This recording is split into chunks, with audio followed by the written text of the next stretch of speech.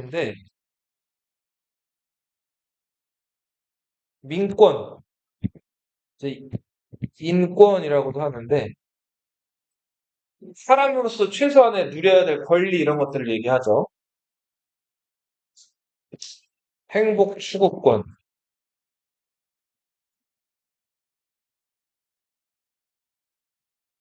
여기서 자유권 하는데 여러 가지 자유가 있는데 뭐 신체의 자유,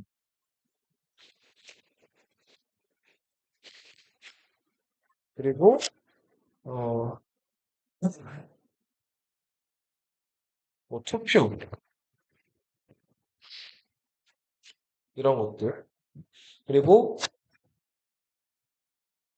재산, 재산의 보호. 세금이나 이런저런 명목으로 이 조선시대나 고려시대, 신라시대 그 이전에는 막 국왕이나 권력자들이 마음대로 그 가난한 사람들 재산을 막 가져가거나 하는 경우들이 있었는데, 자, 이런 것들을 이제는 그 영국에서 시작해가지고 미국이나 이런 나라들은 제도화해가지고 사람들이 당연히 누릴 수 있게 바뀌어가고 있었단 말이에요, 사회가. 근데 조선에선 전혀 이런 것들이 이제 진척이 안 되고 있었기 때문에 자, 이런 민권 의식들이 이제 차츰차츰 해외 사례들이 소개가 되면서 성장하고 있었다.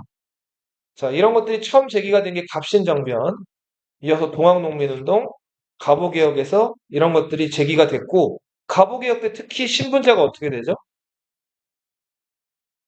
사라지죠? 그리고 조선 지식인들을 올가매고 있던 무조건 시험 통과해야 되잖아요. 뭐가 없어진다? 그 밖에도 과부의 재혼 같은 것들이 이때 허용해지죠? 근데 과거에 없으면 무슨 말이고? 좋은 지적이에요. 자, 과거치가 없어졌죠? 그럼 이제 뭘로 관리를 뽑았을 것 같아요? 저, 어? 안 뽑지 않았어요. 안 뽑혔죠. 네. 그래서, 훨씬 더 공무원들이 많이 필요해지는 시대가 됐죠. 일제가 통치하게 되면서, 여러 지역의 면사무소, 동사무소, 구청, 시청, 뭐 이런 것들, 그 나라 세금으로 운영되는 기관이 이제 많아진 거예요. 오늘날 그 지금 대한민국 같은 그 어떤 이런 제도나 시스템의 시작이 그때 된 거란 말이야. 공무원 숫자만 해도 지금 거의 뭐 100만 명 가까이 되는데 그만큼은 아니었지만 적어도 그거에 준하는 많은 공무원들을 뽑았는데 뭘로 뽑았을까? 저, 과거 시험은 없어졌지만 새로운 시험 제도가 만들어지죠. 각 기관별로 그 기관에서 요구하는 지식이나 능력들을 가진 사람들을 또 시험 봐가지고 뽑는 거예요. 이게 오늘날의 무슨 시험이에요? 공무원 시험이죠. 네. 그러니까 과거제가 전국적으로 33명을 그 공자 맹자 잘 알고 있는 사람을 뽑는 거라면 공무원 시험은 각 기관에서 필요하는 사람들만을 위한 그 전용 시험들이 만들어지는 거예요. 그러니까 결국은 시험을 봐서 뽑는다는 거는 크게 달라지지는 않은 거죠. 그래서 만약에 너희가 이제 사회 20살 되고 성인이 된 다음에 사회 나가서 이제 뭐 회사를 들어갈 수도 있고 뭐 직업을 어떻게 구하거나 해가지고 이제 돈을 벌겠죠? 자, 근데 안정적으로 보통 죽을 때까지 그 소득을 확보하려면 하는 직업을 가지려면 지금 과거제가 없어진 지 지금 130년이 지났음에도 불구하고 여전히 한국에서는 뭐를 통과해야 될까요? 시험을 통과해야 돼요. 제일 가까운 국가 시험은 뭐예요? 제일 공신력 있는 절대적인 시험. 19세에서 20살 넘어갈 때 보는 시험. 수능이 있죠? 그죠? 그 수능에서 일정 성적을 거둬서 평가를 받아야지 그 다음 테크트리라고 할 수 있는 대학을 갈 수가 있잖아요. 근데 요즘에 대학 안 가는 경우들도 많은데 대학을 안 가더라도 그 다음에 이제 또 아까도 말씀드린 것처럼 60살까지 고용이 보장되고 잘리지 않고 그 직접 돈을 받으면서 60세 이후에는 연금도 받을 수 있는 그런 생계를 마련해주는 직장, 안정적인 직장을 가지려면 여전히 또 뭐를 봐야 돼요? 그쵸. 수능 이후에 그 시험을 또 봐야 된다. 그래서 그 시험을 통과해야지만 한 사회에서 어느 정도 자리나 가닥을 잡을 수가 있어요. 그게 시간이 그렇게 많이 흘렀음에도 아직도 바뀌지는 않은 거죠. 그래도 과거 시험이라는 그 너무너무나 그 바늘구멍 같이 들어가기 어려운 시험은 이제 사라졌다. 자, 사회의식들이 확산이 돼요. 독립협회가 만민공동회 같은 거 열죠? 그래서 투표나 헌법이나 뭐 여자들이 교육을 받는 거라든지 이런 것들에 대해서 이제 사람들이 얘기를 하게 되고 알게 되기 시작합니다. 애국개혁운동은 실력을 키우자는 운동이라고 그랬죠? 이거는 사회진화론 영향을 받아가지고 자, 우리도 교육이나 언론 활동을 통해서 다른 나라 시민이 돼보자 했었지만 결국은 이게 크게 성과를 거두지 못하면서 친일로 많이 변질이 됐다 그랬죠. 여자들 사회 진출이 또 확산이 돼요. 성리학적 유교 사회 조선에서는 여자들이 뭐 신체를 드러내는 것조차 금기시됐다 그랬죠. 자, 그리고 하물며 뭐 여자가 벼슬을 한다든지 이런 것들은 상상도 못할 일이었어요. 자, 그래서 그 여자들의 권리가 되게 낮았어요. 누릴 수 있는 것들이 많이 없었고, 여자들은 한번 태어나면 아버지, 결혼하면 남편, 남편 죽으면 아들, 그 쫓아가는 게 기본적인 여자 인생이었는데, 요 무렵부터 여자들의 권리에 대한 것들에 대해서 이제 사람들이 알게 되고, 여자들도 마땅히 권리를 누려야 된다, 이런 것들이 점점 조선에 소개되기 시작해요. 그래서 여권 통물 같은 것들이 발표가 되는데, 그래봤자 아직은 시작 단계였어요. 지금처럼 지금 뭐 대한민국의 여자들이 누리던 권한은 상상 외로 크죠. 여전히 아직도 뭐 남자들에 비해서 뭐 뭔가 체벌받고 있다는 게 있다고 하지만 요즘에는 공무원 시험 볼 때도 남녀 이런 거 구분이 없죠. 누구나 공부 열심히 해가지고 성적만 좋으면은 기관에 들어갈 수가 있죠. 그죠? 그리고 대학 들어갈 때도 뭐 남자 티오, 여자 티오 이런 게 따로 있는 게 아니라 웬만하면 성적이 좀 다 들어갈 수도 있고 심지어는 여자만을 위한 여자 대학교들도 있잖아요. 네. 자, 하지만 이 조선시대 말기, 그러니까 개화기 때는 이런 게 일반적이지가 않아가지고 여자들의 권리 이런 것들을 안내하는 여권 통문 이런 것들이 발표된다. 여학교 설립이 주장됐고요. 여자교육회, 진명교육회 이런 것들이 이제 만들어지면서 학교들이 만들어지는데 대표적인 학교, 여학교, 이화, 그렇죠. 학당, 네. 이화 외국어고등학교도 여자. 맞아요. 네. 이화 외고, 이화 여고, 이화 여대, 자, 그리고 뭐 진명여고, 자, 그리고 정신여고 들어봤어요? 네. 자, 요런 학교들이 요 무렵에 다 만들어지기 시작을 해요.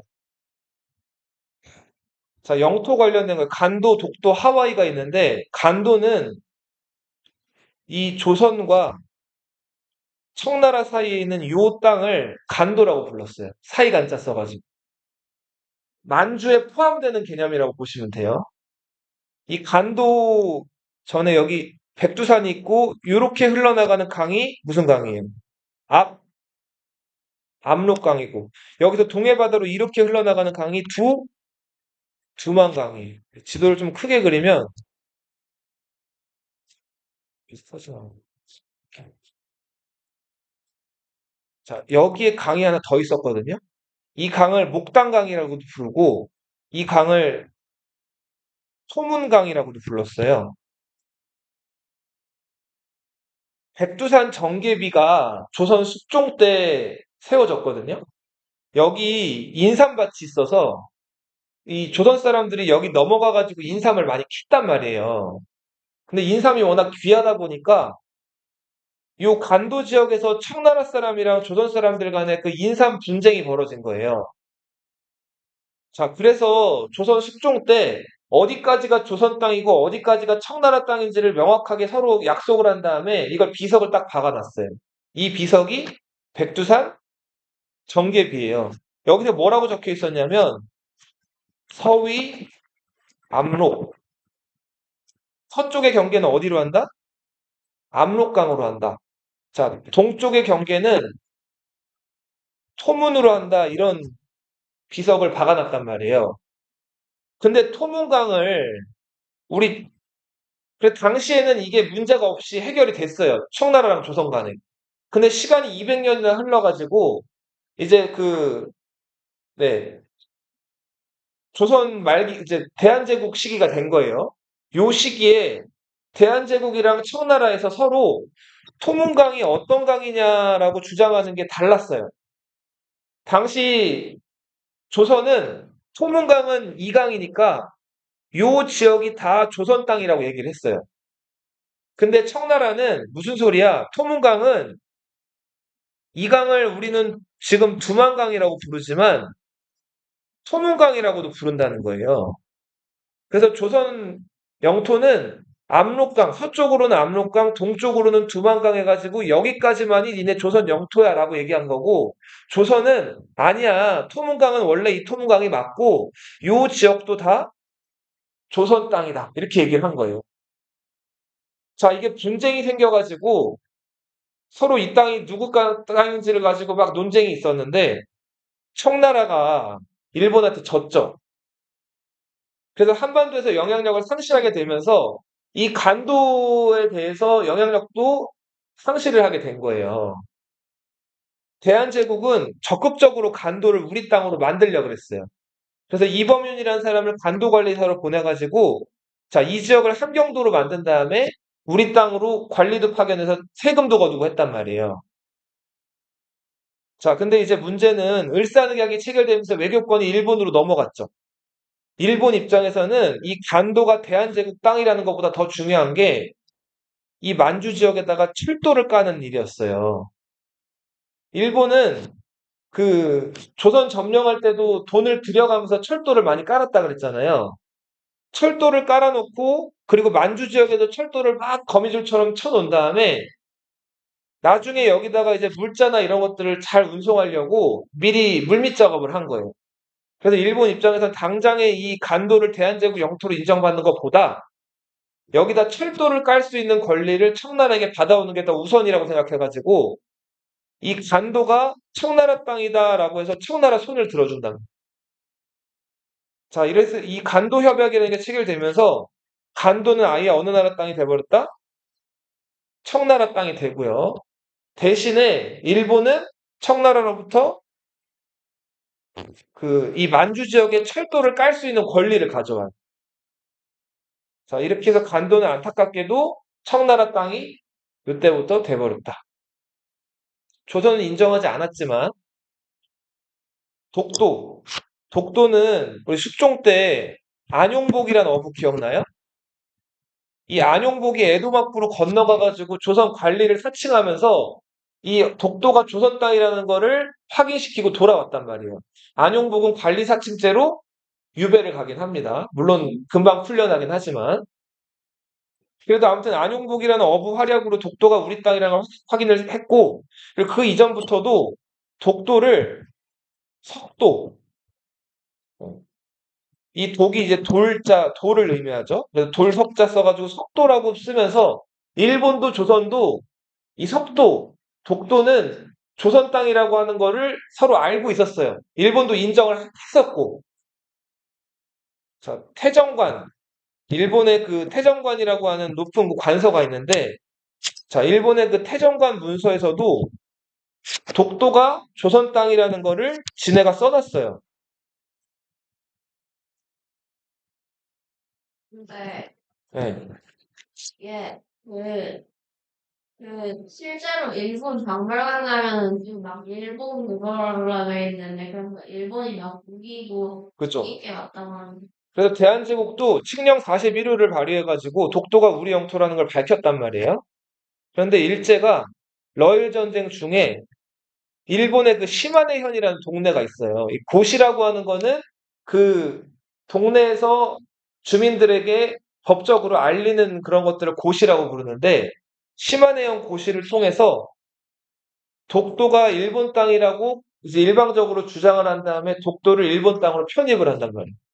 일사늑약으로 외교권을 뺏긴 상태였기 때문에 우리가 아무리 얘기를 해도 국제사회에서 우리 말을 들어주질 않았고 이때 독도가 죽도라는 이름으로 일본 땅에 편입이 되는데 죽도를 일본어로 하면은 네, 다케시마라고 하죠.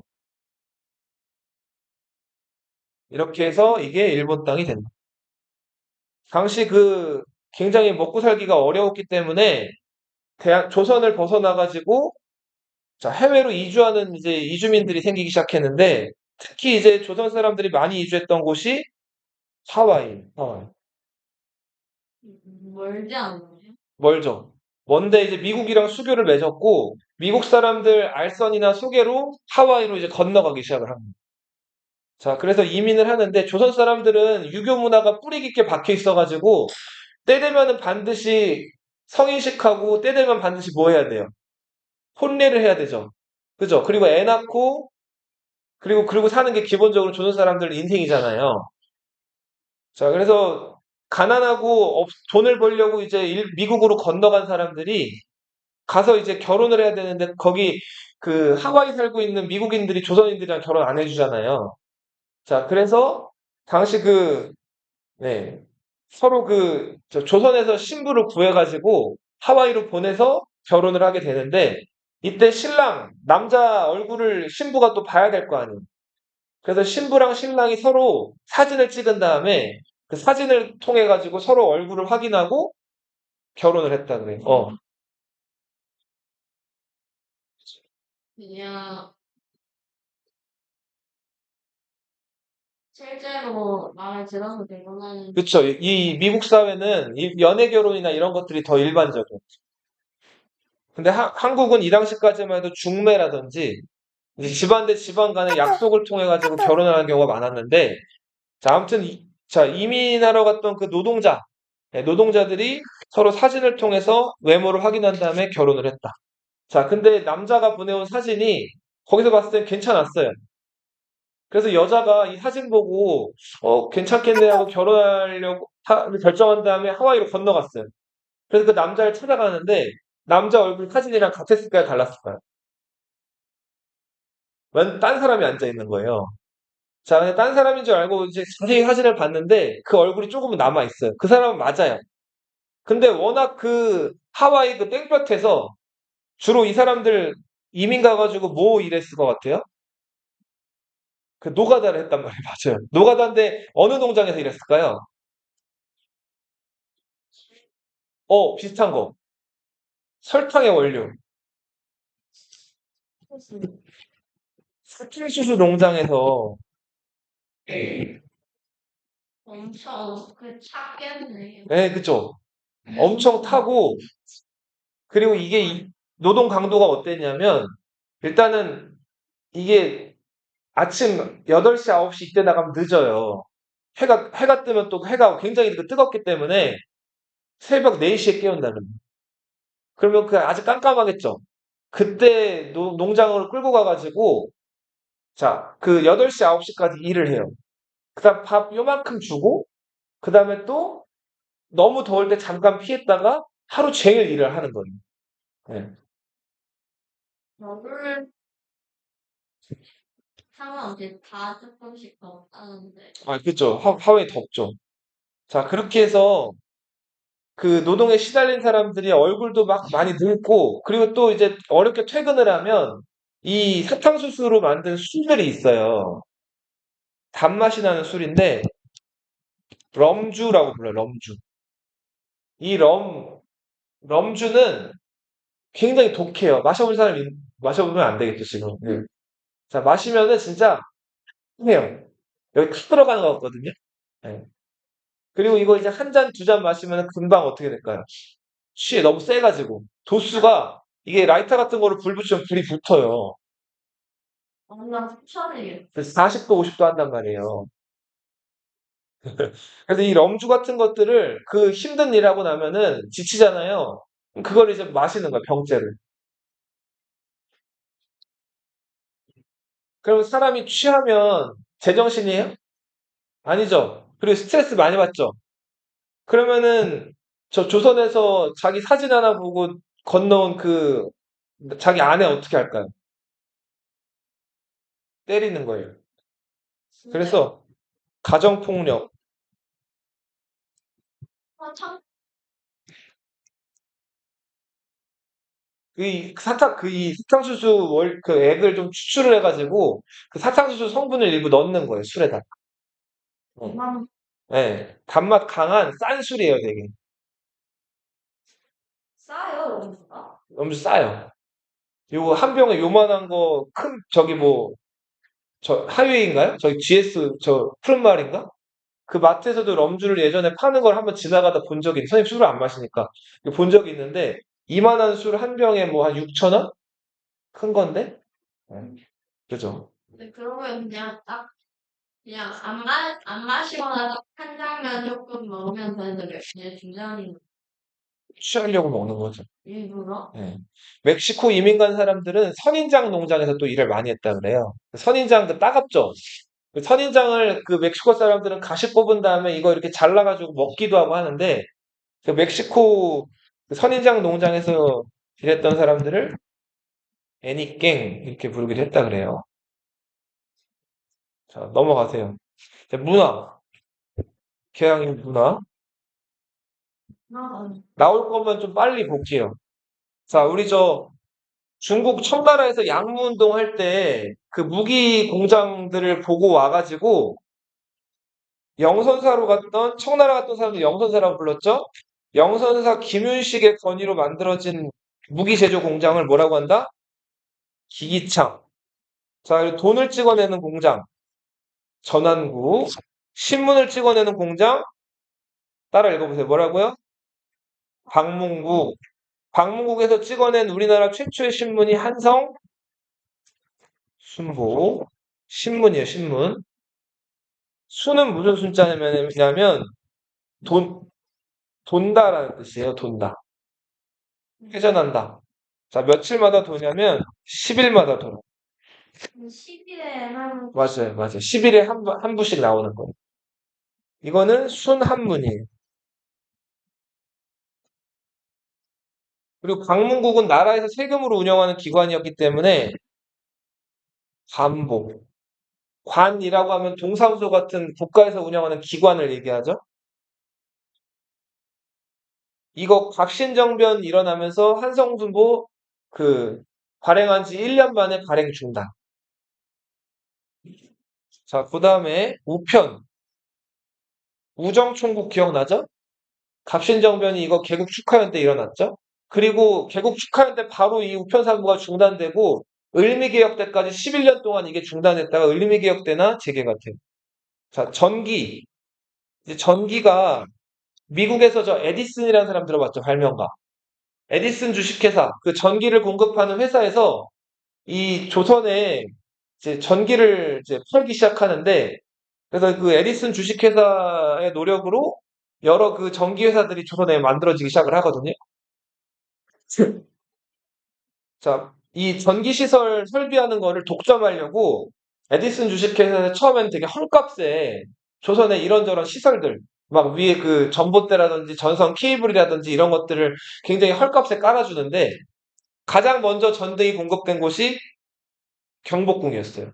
그 우리 명성황후가 암살됐던 건천궁에 그 연못이 있었는데 앞에 그 네, 그 연못에 맞아요. 전등이 만들어지게 되죠.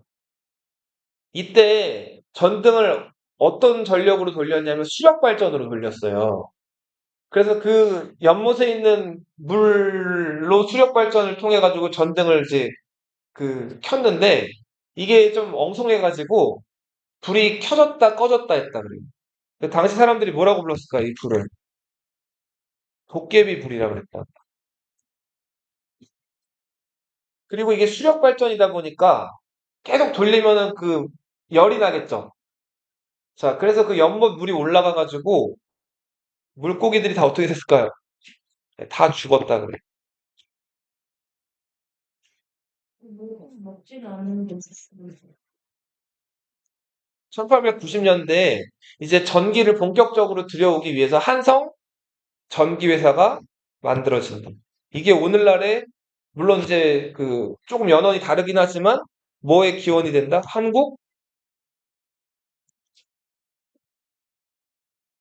한국전력이라는 회사 들어봤어요?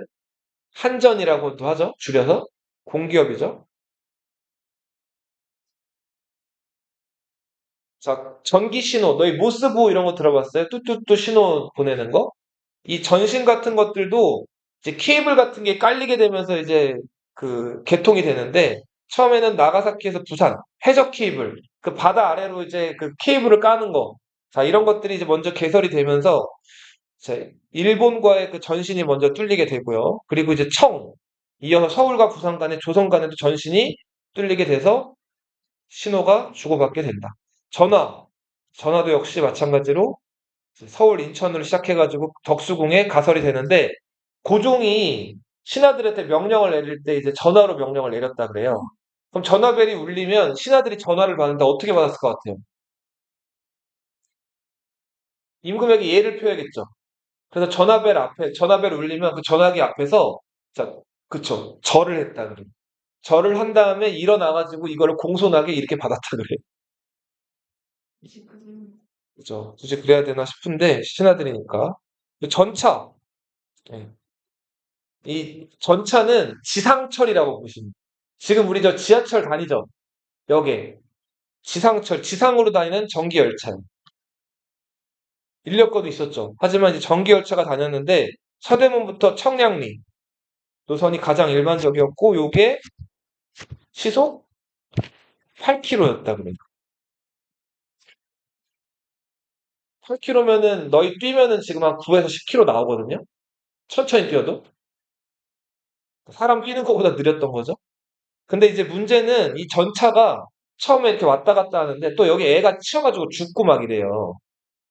이제 사람들이 이제 보통 이런 것도 의식들을 잘 안 하고 다녔기 때문에 그래서 한동안 문제가 됐는데 그래도 꾸준히 전차가 다녔어요.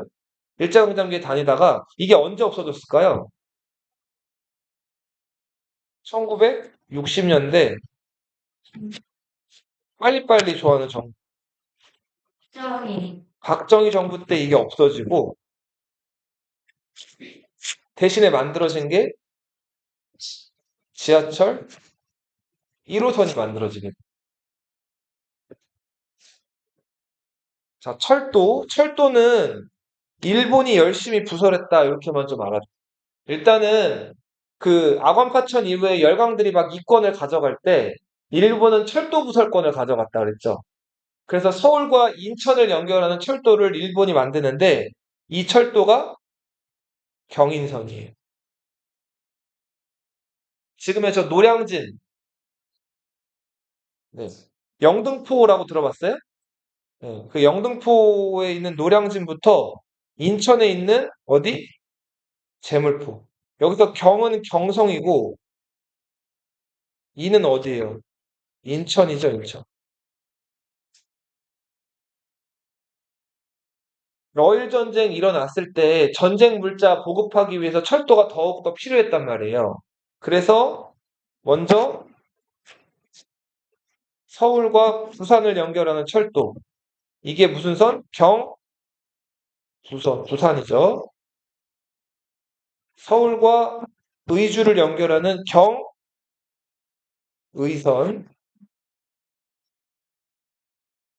이런 철도가 부설됩니다.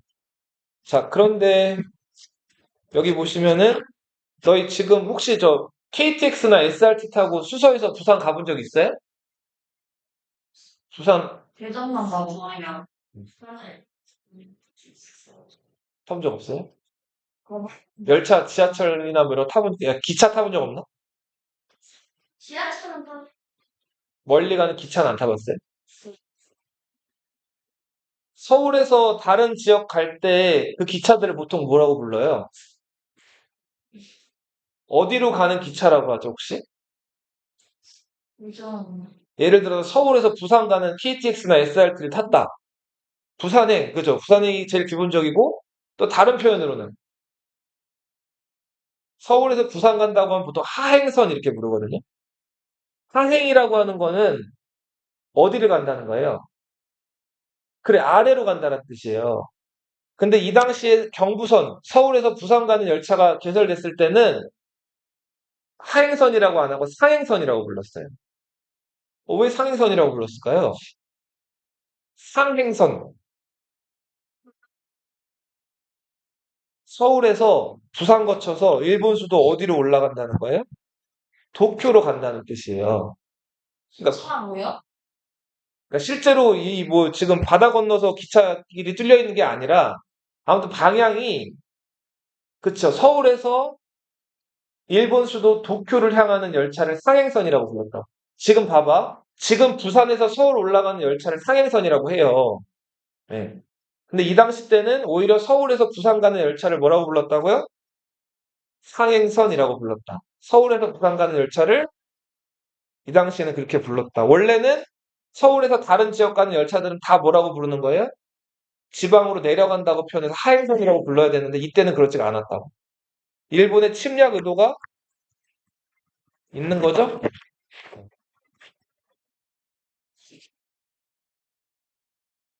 자, 의료. 우리 저 갑신정변 당시에 민영익, 그 민씨 정권의 핵심 세력이었던 민영익이 그 급진기아파들한테 칼을 맞죠. 이때 이거를 개신교 선교사였던 알렌이 치료해 주잖아요. 원래 한의학자들은, 한의학 의사들은 이거 외상이나 이런 것들은 치료할 수가 있어요, 없어요? 어디 찢어지거나 부러지거나 한 거는 이 한의학에서는 사실은 치료할 방법이 마땅치가 않아요. 그래서 예전에 뼈 부러지면 어떻게 했는 줄 알아요? 어떻게 했을 것 같아요? 일단 약은 먹는 거고, 당시 부러진 사람들을 보면 어떻게 했을까요? 조선시대 때는. 어? 접고런이라고 해가지고, 그, 뼈를 맞춰주는 그 곳이 있었어요. 어. 그래서 사람 뼈를 얼추 대충 해가지고, 뜨득 이렇게 맞추는 거예요. 근데 그게 잘 안 맞으면 어떻게 될까요? 평생. 평생, 그죠? 골고루 사는 거예요. 그리고 찢어지거나 이런 거 있으면은, 어떻게 했을까요? 그쵸. 보통은 다친 부위에 침 안 놓고 반대쪽에 침을 놓거나, 혹은 심하게 찢어졌다. 그러면 약초 같은 것들을 이렇게 해서 바르기나 하고, 그 다음 뭐 할까요? 기도하는 거예요, 기도. 낫게 해달라고. 피가 안 멎으면 그냥 약간 그냥 집에서 그냥 이거 하면 죽는 거예요. 피가 안 멎으면 죽죠. 그러니까 약이나 뭔가 온갖 방법을 동원하는데, 기본적으로 그 외상에 대해서는 치료 방법이 마땅치가 않았단 말이에요. 그래서 명성황후 그 아들 항문 막혀서 태어났을 때도 칼을 댔다 그랬나? 못 댔다 그랬죠. 예. 칼을 댄다는 거 사람 보면 칼을 대고 뭐 째거나 꿰맨다는 것 자체가 조선 사람들한테는 상상도 못할 일이었어요. 그래서 이 민영익이 당시 칼을 여러 군데 맞았을 때도 저거 죽겠구나 싶어서 한의사들이 아둥바둥하고 있었는데 알렌이 와가지고 능숙하게 이거를 소독을 한 다음에 지금 다 꿰맸단 말이에요. 그렇게 해서 민영익이 살아난다고. 그쵸. 고종이 일단은 자기가 아끼는 사람을 살려줬기 때문에 알렌한테 선물을 하는데 아주 통 크게 선물해요. 집을 선물한단 말이에요. 갑신정변 때 가담했던 홍영식의 집을 알렌에게 선물을 해요. 알렌은 이 집을 근대식 병원으로 바꾸는데 이 병원이 광해원이고 이름을 금방 뭐로 바꿨다? 제으로 바꿨다.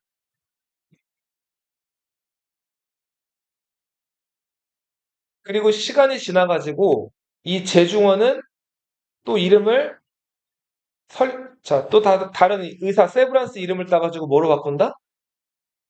자, 이게 오늘날의 연세대 병원이죠. 저기 저 한치역의 강남 세브란스 병원 들어봤어요? 을미개혁 때 소의 고름을 주사해서 천연두 예방하는 종두법이 실시가 되고요. 그리고 광재원이란 병원, 정부에 의해서 만들어졌던 게 대한의원으로 만들어졌고, 대한의원은 아까 어떤 일을 얘기했죠. 이완용 칼에 찔렸을 때 수술해준 병원. 이 대한의원은 오늘날의 서울대학교 외과병원이라고 그랬죠? 자, 건축에 있어서는 우리 청으로부터 독립을 기념하는 독립협회가 만든 독립 서대문에 있었던 문. 자, 서양의 영향을 받아가지고 고딕 양식. 너희 여기 지금 수서동 성당 보면 어떻게 생겼어요? 뾰족하게 생겼죠? 이 뾰족한 양식을 고딕 양식이라고 하거든요? 고딕 양식으로 만든 명동성당. 자, 박정희 정부 때, 전두환 정부 때 독재 정부 물러가라 민주화 운동 많이 일어나는데 이 명동성당은 민주화 운동의 성지이기도 했다. 여기도 많이 출근하네요. 자, 대학생들이 왜 유신철폐 독재타도 하다가 일로 들어갔을까, 성당으로? 정부가 왜 못 쳐들어가죠? 정부가 왜 못 잡아가죠? 교회랑 성당은 좀 다르죠? 교회는 목사님이 있고, 그 안에 장로가 있고, 그리고 더, 뭐랄까, 규모도 작죠? 근데 성당은 교구별로 하나씩 일원동 성당, 수서동 성당, 개포동 성당, 대치동 성당 이렇게 있죠. 이 성당이 동네마다 이렇게 설치되어 있는 거는 저기 저 로마에 있는 바티칸 교황청에서 허가를 내줘가지고 만들어진 거예요. 그러니까 지금 동네에 들어와 있는 그 천주교라고 불리는 그 성당과 천주교에서 지금 그 사람들에게 종교를 기독교를 이제 알리는 그런 사람들, 신부님들이나 수녀님들은 다 바티칸 소속이에요. 그러니까 로마 명동 성당에 들어간 사람들을 잘못 건드리거나 성당에서 무슨 문제가 생기면 이게 우리나라 문제로 끝이 안 나요. 그럼 이게 당시 세계 언론이나 이런 데 뉴스에 다 퍼져나간단 말이에요. 박정희 정부, 전두환 정부 그런 어떤 저 미국 눈치를 보고 있는 상황에서 그런데 민감하죠. 그래서 대학생들이 민주화 운동하다가 잡힐 것 같으면 어디로 들어갔다고요? 성당으로 들어갔다고. 덕수궁 속조전. 광무개혁의 기본 기조가 뭐였죠? 구본. 옛날 것을 참고해서 옛날 것을 기본으로 하고 새로운 것을 참고한다였죠. 자, 그래서 덕수궁 안에 나중에 너희 그 가보시면 한옥으로 만든 건물들이 있고 한쪽 옆에 왜 그리스 로마 신화에나 나올 법한 그런 서양식 기둥이나 이런 지붕으로 되어 있는 그런 서양식 아주 으리으리한 건물이 있거든요. 이 건물이 덕수궁 속조전이에요. 네. 여기서 나중에 미국과 소련이라는 나라 들어봤어요? 미국과 소련이 한국 문제를 토의했던 미소 위원회가 열리기도 해요. 자, 아까 신문 얘기했죠. 우리나라 최초의 신문 한성 순보. 이게 갑신정변 때 발행이 중단됐다가 한성 주보가 발행돼요. 한성 순보는 며칠? 10일. 주보는 며칠일까요? 주니까 7일이겠죠? 자, 민간신문에는 독립신문이 있었어요. 최초의 민간신문. 이거 누가 기억나요? 서재필. 영문신문도 있었다. 한글과 영문. 황성신문은 시일에 방송되고 기억나죠? 장지연. 제국신문은 부녀자들을 대상으로 한 순한글 신문이었다. 네, 공학, 어? 공학, 공업학교. 공고 들어봤어요? 공고? 네. 만세보는 동학 신문이에요. 이 오세창이라는 사람이 만든 신문인데 오세창이 너희 혹시 그 오경석이라는 사람 기억나요? 통역 번역에 종사했던 역관? 대한민국 신문은 영국인 사장 베델 국채보상운동을 광고했다. 어, 오늘 여기까지 할게요.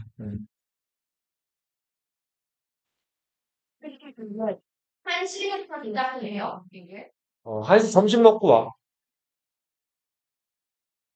네, 여기서 그냥 점심 안 먹고 계속 해주세요. 계속 해주세요. 그러면, 지금 며칠 8페이지 31, 33, 34, 35, 어,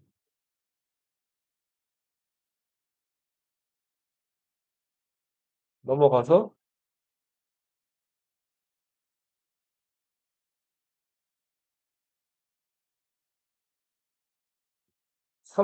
20페이지 34,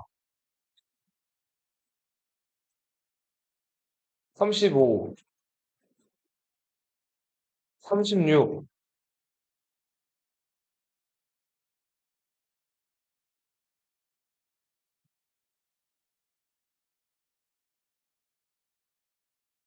37,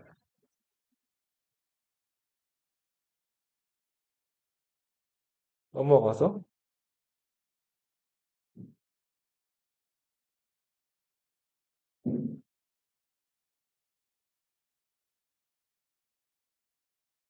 32페이지 32,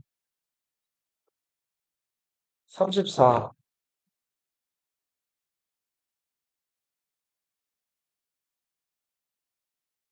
넘어가세요.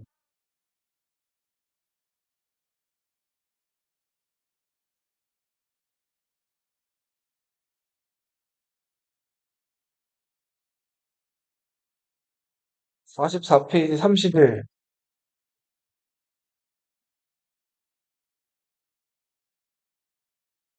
33,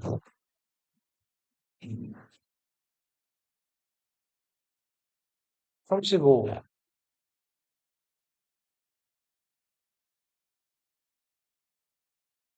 넘어가세요.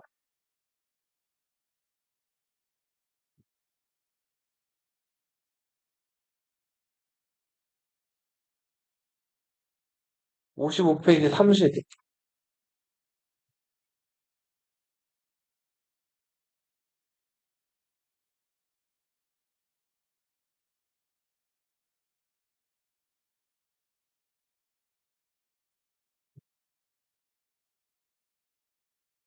넘어가세요.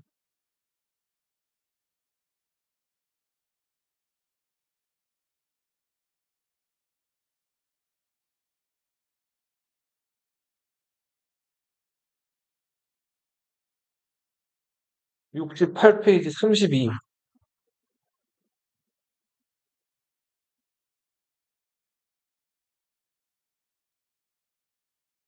69페이지 35,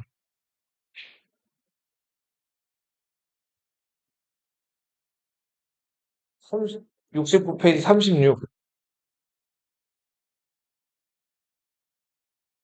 38,